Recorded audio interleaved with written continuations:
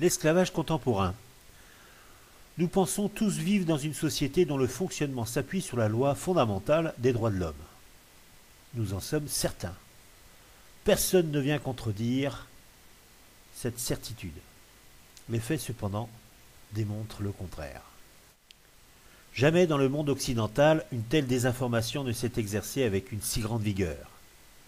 Cette séquence est faite pour dénoncer les dessous du système financier qui réduit à l'état d'esclave l'ensemble des débiteurs français. De la création monétaire à l'esclavage contemporain. Nous allons voir par quel processus le système en est arrivé à ce stade. Pour ce faire, il nous faut décomposer le fonctionnement de la création monétaire, dénoncer le sens aberrant des taux d'intérêt de l'argent, démontrer que par ces mêmes intérêts les banques asservissent les débiteurs, prouver que ces mêmes banques, par la titrisation des créances bancaires, vendent la force de travail des débiteurs par laquelle naît la ou les capacités de remboursement, rapprocher cet état réel et effectif à celui de l'esclave. La monnaie, sa réalité, son apparition. Le principe fondamental à ne jamais oublier est que s'il y a création monétaire, il y a aussi destruction monétaire. La monnaie a donc un temps de vie. Ce temps de vie s'appelle un terme. Voyons comment apparaît la monnaie.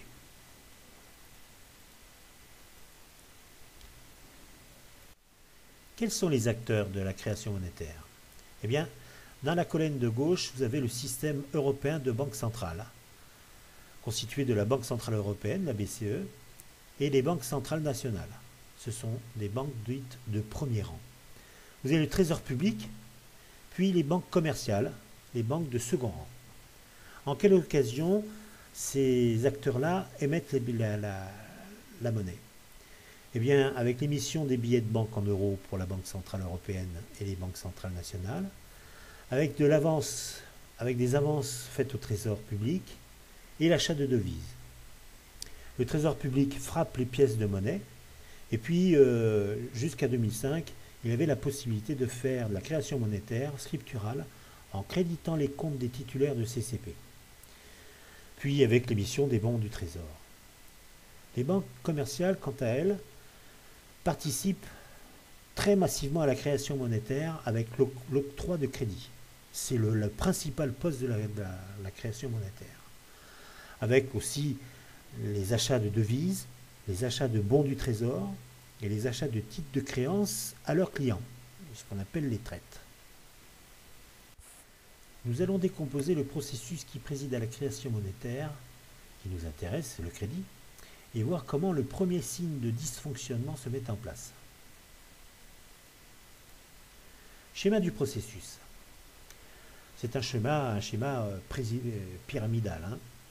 Nous sommes donc dans la zone euro. Au sommet, c'est la Banque centrale européenne, puis vous avez derrière, en dessous, les banques centrales nationales, dont dépendent les banques privées, dites de second rang. Alors, le taux directeur est défini par la Banque centrale européenne, et les réserves obligatoires sont définies par la BCE aussi. Chaque banque est tenue de créditer à la Banque nationale 2% de ses dépôts. C'est ce volume monétaire ainsi que la valeur du taux directeur qui vont déterminer l'importance du crédit et de ce fait la création monétaire. Les banques sont les unités industrielles de la création monétaire.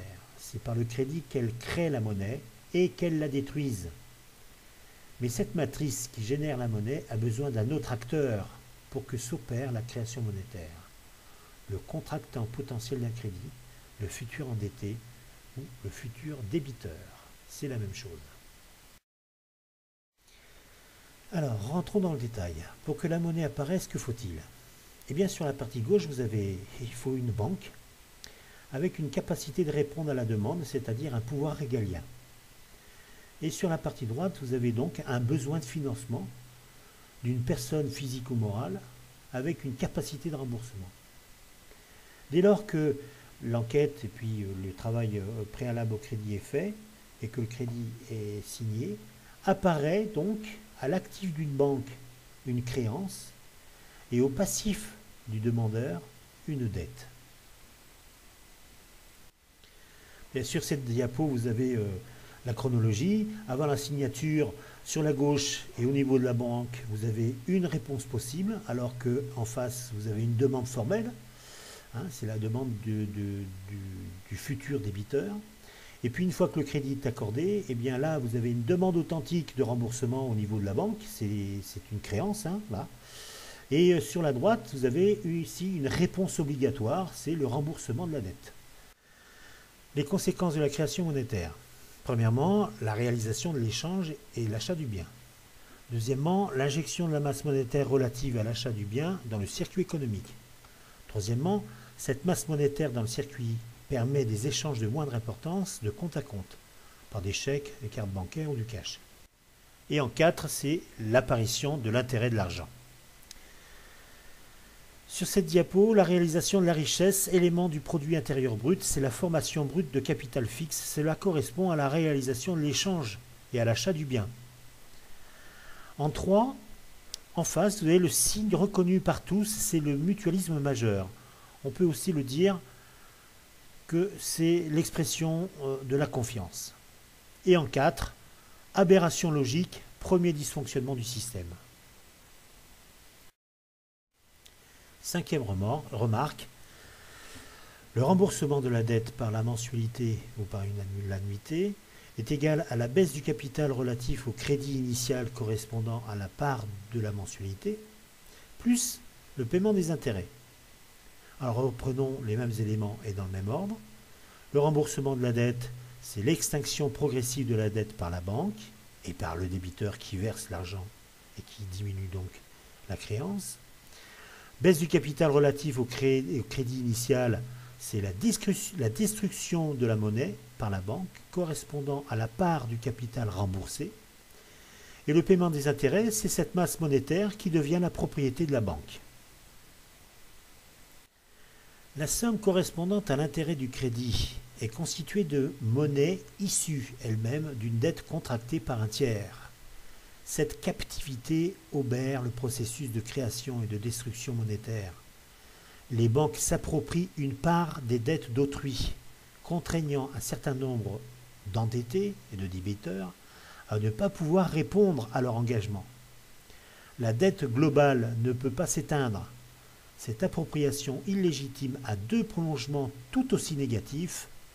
La fuite en avant, plus communément appelée croissance, le prêt, qui surendette la monnaie elle-même. En effet, la monnaie est une dette circulante issue du crédit initial. Si elle est reprêtée, sa valeur est augmentée car elle doit servir à éteindre deux dettes, le prêt et le crédit. La fuite en avant ou croissance s'explique par le fait que les banques ne présentent aucune contrepartie aux intérêts qu'elles demandent. Elles détiennent leur capacité de création monétaire de la sphère politique qui lui a cédé depuis Maastricht ce pouvoir régalien. Le système politique basé sur le processus démocratique ne contrôle plus le fonctionnement monétaire. Il cède à la sphère privée des banques toutes les orientations sociales ainsi que toute la fonction publique qui sont toutes deux soumises à et dépendantes de la dette. Le système qu'imposent les banques privées est condamné à augmenter toujours le volume des dettes pour satisfaire l'enrichissement du monde financier. Il force le surendettement des ménages, il impose la baisse du pouvoir d'achat, il augmente artificiellement la valeur de la monnaie par le prêt, il étend le champ géographique de la zone euro pour augmenter la masse des endettés et des débiteurs. Le cœur de ce système est l'appropriation de la dette. Car la monnaie, c'est une dette circulante. Les banques, par les intérêts des crédits qu'elles encaissent, capturent cette monnaie, c'est-à-dire la dette. Conséquence, l'extinction de la dette devient en partie impossible, apparaît un besoin de financement nouveau, dont la contrepartie ne correspond pas à un bien, mais à une dette. Les banques y répondent en prêtant la monnaie qui provient des intérêts. De la dette, remarque. Pour les banques, les crédits font les dépôts et non l'inverse. Il faut dissocier le crédit du prêt. Les individus et les ménages endettés sont ceux qui font fonctionner la société, car ce sont eux qui sont à l'origine de la présence monétaire et donc qui mettent à disposition de l'ensemble de la société les moyens d'échange. Il y a donc plusieurs catégories de citoyens. Ceux qui n'ont pas accès au crédit, ceux qui ont un crédit en cours, ceux qui ont éteint leur dette et ceux qui n'ont jamais eu de crédit. Remarque, suite. Reprenons cette distinction catégorielle. Ceux qui n'ont pas accès au crédit. Les causes, pas de revenus suffisants ou des revenus inconstants, ou alors ils sont interdits bancaires. Ceux qui ont un crédit en cours. La cause, revenus crédibles et besoin de financement possible. Ceux qui ont éteint leur dette, la cause généralement en fin de carrière ou à la retraite. Et ceux qui n'ont jamais eu de crédit, la cause sont des propriétaires de biens rentables, ce sont des rentiers. Ceux qui ont un crédit en cours sont des producteurs de monnaie.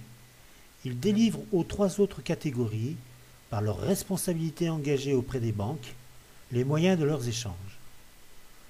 Aussi, on peut constater que les trois autres catégories sont sous la dépendance de la seconde. Ceux qui ont un crédit en cours possèdent donc des responsabilités acquises auprès des banques. Cette responsabilité a un double sens. Par l'obligation d'éteindre la dette auprès des banques, d'une part, et d'autre part, par la présence monétaire autorisant les échanges à tous les échelons de la société, auprès de l'ensemble de la société. Or, les banques confisquent une partie de la contrepartie de cette responsabilité par les intérêts qu'elles s'approprient. Les banques asservissent les endettés, les débiteurs.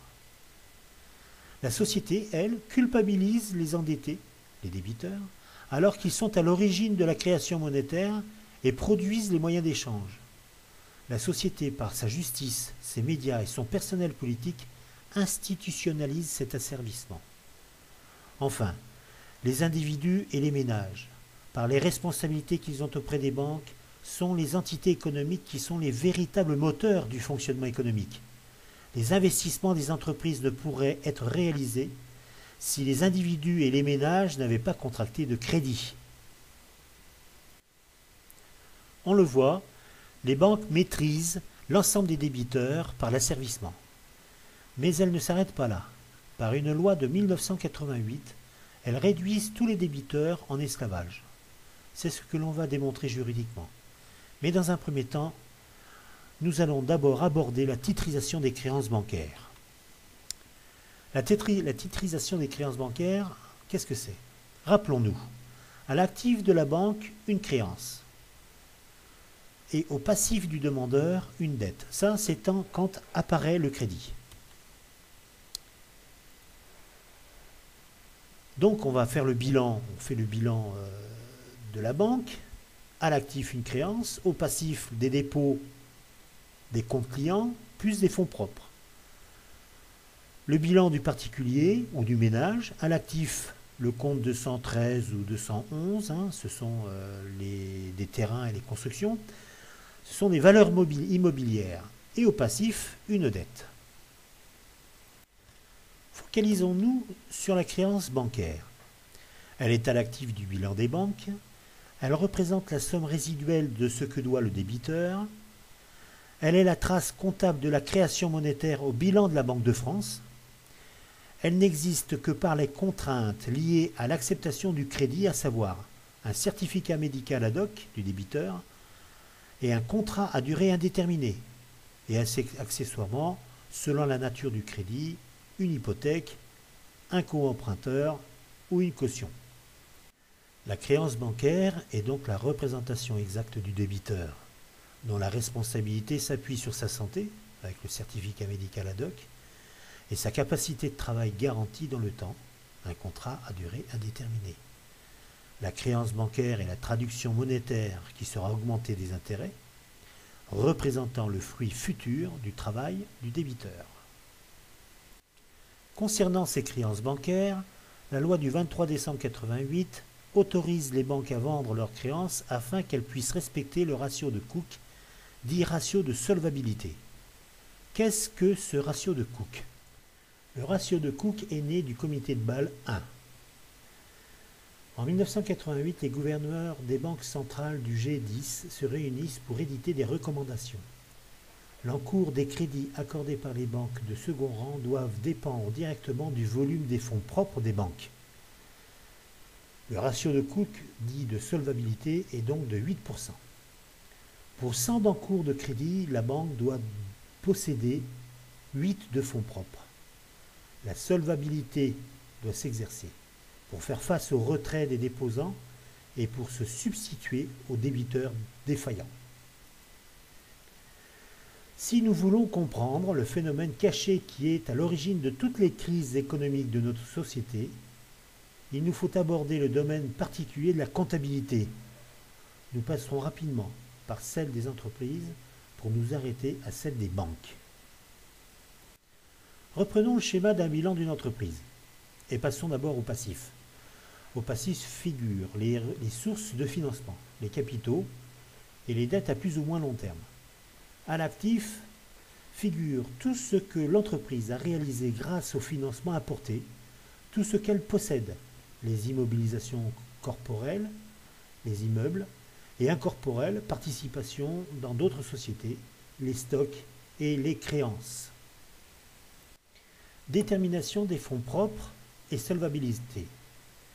Le bilan est présenté de telle sorte que le total de l'actif est égal au total du passif. Au passif, les capitaux propres dont l'ensemble des ressources courant le risque de l'entreprise, c'est-à-dire celles qui ne seront en principe remboursées qu'avec la liquidation de l'entreprise, ce sont les fonds propres, ou celles qui ne doivent être remboursées qu'à très longue échéance, les quasi-fonds propres. À l'actif net est quant à lui égal à l'ensemble des avoirs de l'entreprise diminué de l'ensemble de ses engagements réels ou potentiels, à savoir l'actif net est égal à l'actif immobilisé plus actifs circulants et financiers, moins l'ensemble des dettes. La solvabilité d'une entreprise, quelle qu'elle soit, est sa capacité à rembourser l'intégralité de ses engagements en cas de liquidation totale. Elle dépend donc de la qualité de ses actifs et plus particulièrement de la facilité avec laquelle ceux-ci peuvent être liquidés et du montant de ses engagements, c'est-à-dire de ses dettes. Pour une banque, le bilan est plus simple. Les dettes sont essentiellement constituées des dépôts à vue. Les actifs financiers sont constitués des créances relatives aux crédits octroyés. À l'actif, créances 100. Au passif, dépôt à vue, mettons 95. Et fonds propres, 8. Le ratio de Cook demande à ce que soient respectés les 8%. Or, il y a deux manières de pouvoir accéder à une augmentation d'activité pour une banque. Soit augmenter ses fonds propres, soit diminuer son actif en cédant des créances. Dans le premier cas, le choix d'augmenter les fonds propres, les banques n'y ont pas d'intérêt, car elles auraient plus à perdre si elles venaient à faire faillite. Aussi choisissent-elles de céder une part de leur actif. C'est ce qu'autorise et cadre la loi du 23 décembre 1988. Quels sont les législateurs de la loi du 23 décembre 1988 ? Bien, tout d'abord, le président de la Communauté européenne, Jacques Delors, qui édite une circulaire qui doit être transcrite en droit français. Puis le Premier ministre, Michel Rocard, qui dépose le projet de loi. Le ministre des Finances, Pierre Bérégovoy. M. Dominique Strauss-Kahn, qui expose et défend l'internationalisation des titres. M. Hollande, qui est membre de la commission mixte paritaire du 19 décembre 1988, où il a en charge le plan de la loi relatif au fonds commun de créances et à la titrisation.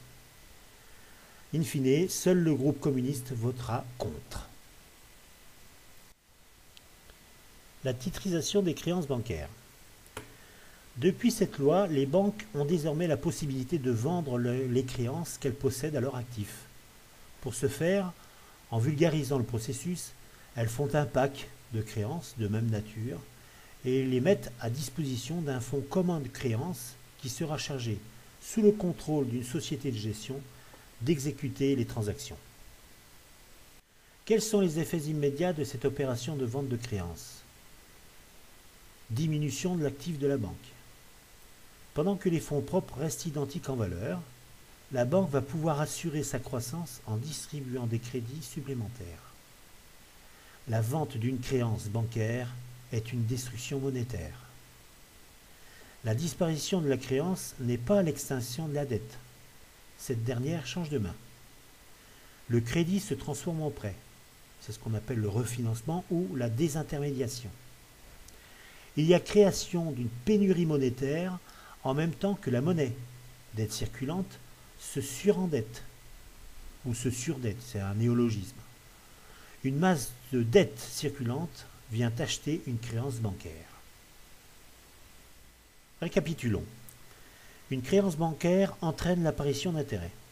Une créance bancaire vendue est une destruction monétaire. C'est la destruction d'un bien commun. La titrisation des créances bancaires organise la pénurie monétaire à l'échelle du pays. Les intérêts et la titrisation des créances bancaires condamnent l'extinction des dettes du débiteur par l'appropriation et la destruction de la dette circulante. Une créance bancaire vendue transfère la dette à un autre créancier. L'esclavage vient d'être défini. La Convention de Genève de 1926 définit l'esclavage comme étant l'état ou la condition d'un individu sur lequel s'exercent les attributs du droit de la propriété ou certains d'entre eux. Quels sont les attributs de la propriété? Le droit de la propriété comporte 3 attributs. L'usus, qui est le droit d'utilisation du bien. Le fructus, qui est le droit de percevoir les fruits et les produits. Un fruit est un revenu qui se renouvelle, une récolte, un loyer. Un produit est un revenu qui amoindrit la valeur du bien, une carrière, une mine. Puis l'abusus, qui est le droit de disposer de sa propriété comme on l'entend, donation, vente, destruction. Ne sommes-nous pas dans le contexte et la définition de l'esclavage? Le fructus, qui est le droit de percevoir les fruits et les produits, ne correspond-il pas à l'intérêt que produit la créance sur le débiteur? L'abusus, qui est le droit de disposer de sa propriété comme on l'entend, donation, vente, destruction, ne correspond-il pas à la vente de la créance en même temps qu'à la destruction monétaire qu'elle engendre? Par ailleurs, cette même Convention de Genève de 1926 définit la traite des esclaves comme suit. La traite des esclaves désigne et comprend tout acte de capture, d'acquisition ou de cession d'une personne en vue de la réduire en esclavage, tout acte d'acquisition d'un esclave en vue de le vendre ou de l'échanger, tout acte de cession par vente ou d'échange d'une personne acquise en vue d'être vendue ou échangée, ainsi qu'en général tout acte de commerce ou de transport d'esclaves, quel que soit le moyen de transport employé.